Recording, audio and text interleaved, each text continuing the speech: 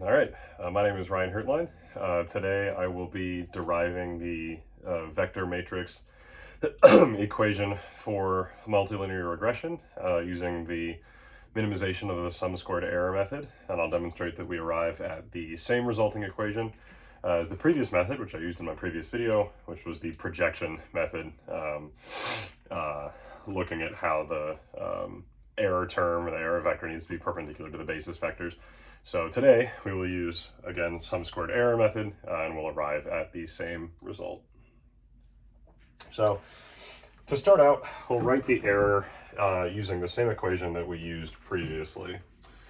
For your error vector, excuse me, your error vector is equal to your actual vector, which we'll call y in this case, minus the linear combination of your basis vectors. So the summation from I equals 1 to n of c sub I times phi I, that's your basis vector.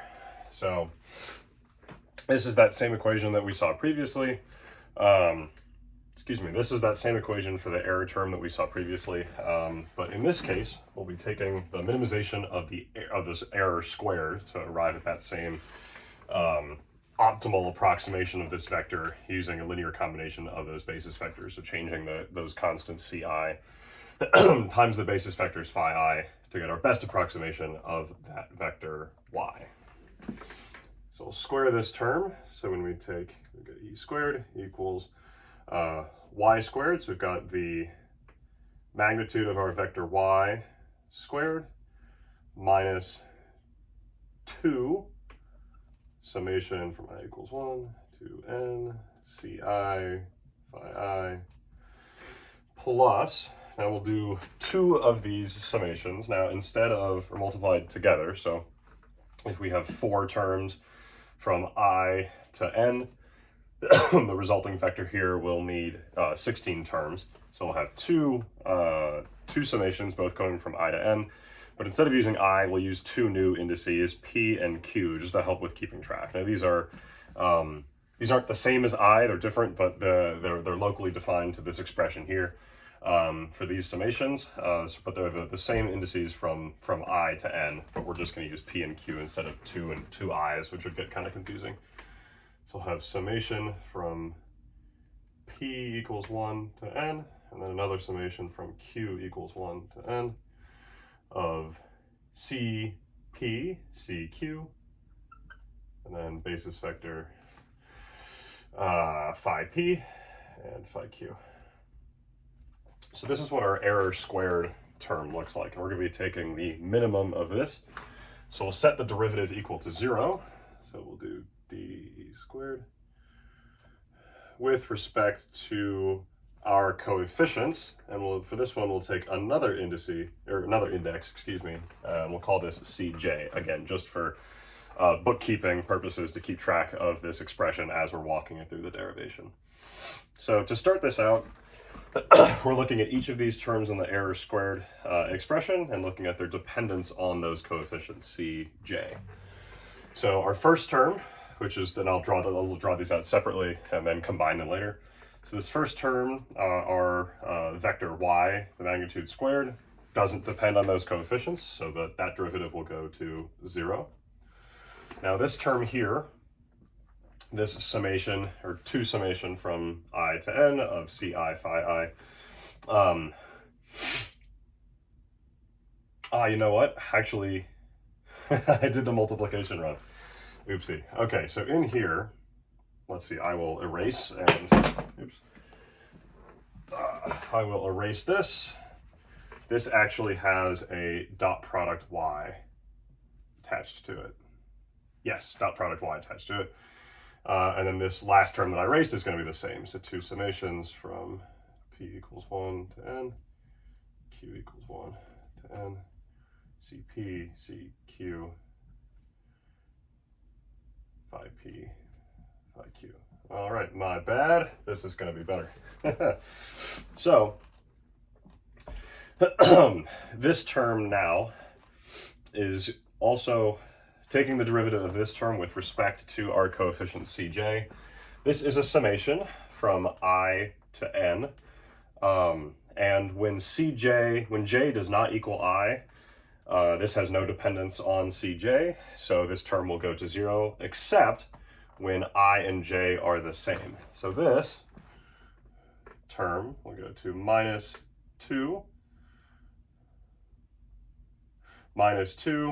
Cj, not Cj, excuse me, minus 2 phi j dot product matrix, or dot product vector y.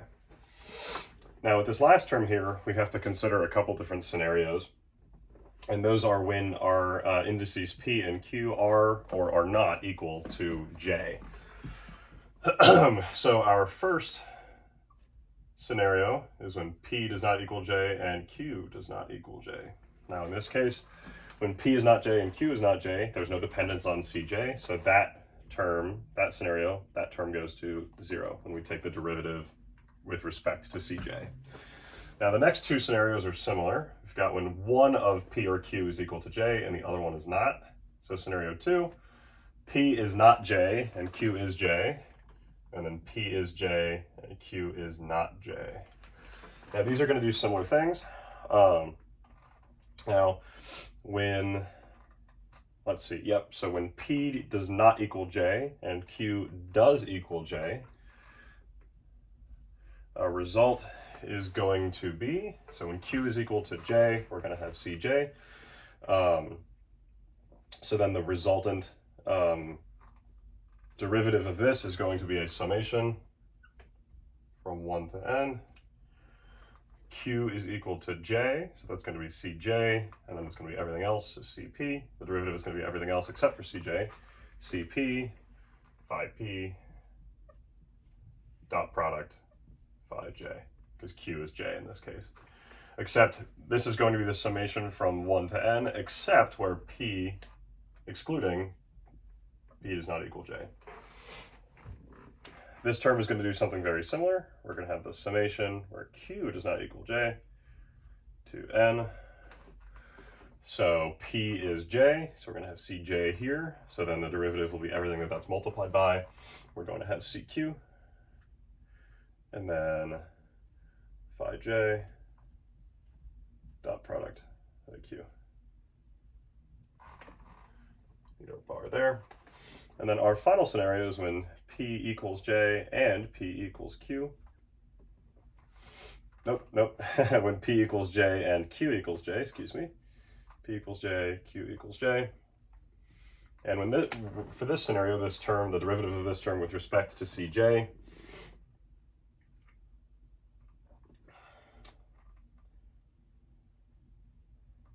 think about this for just a minute.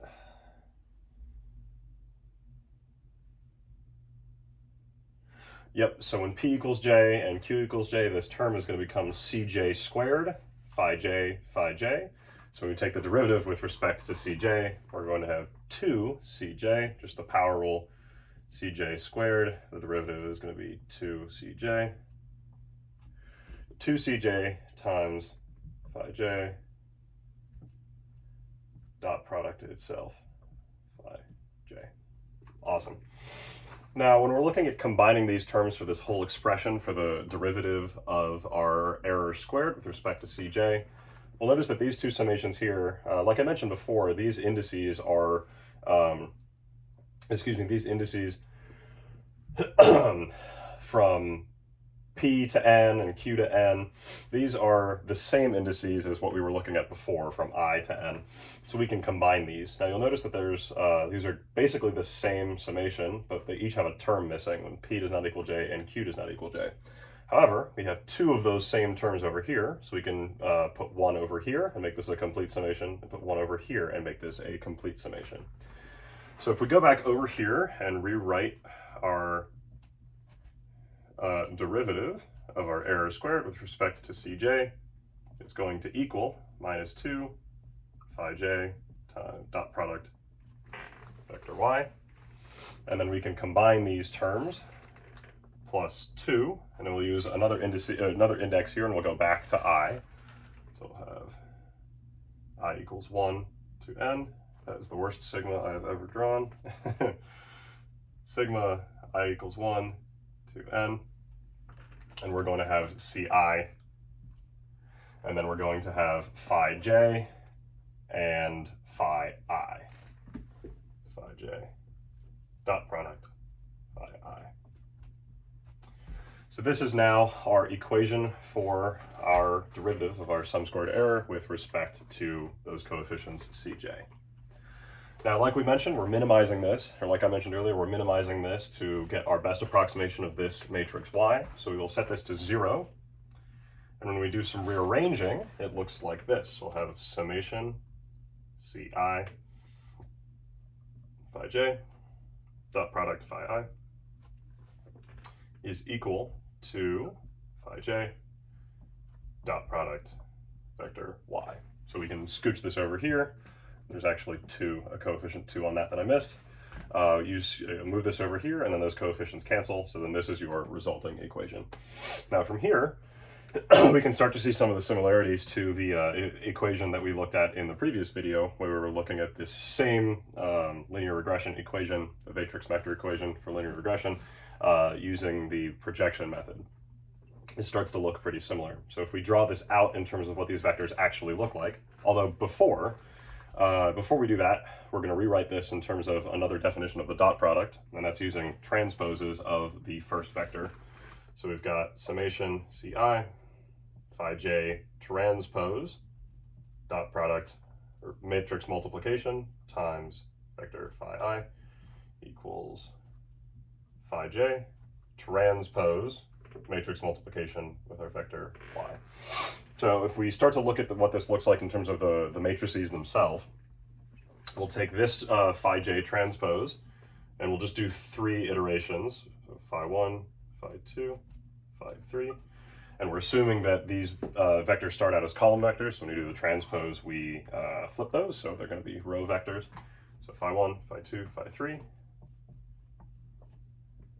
And you can stack this up all the way for as many equations or many elements as you'd like. And we'll just do 3 here just for demonstration. And then we've got phi I, so we're going to have same phi 1, phi 2, phi 3.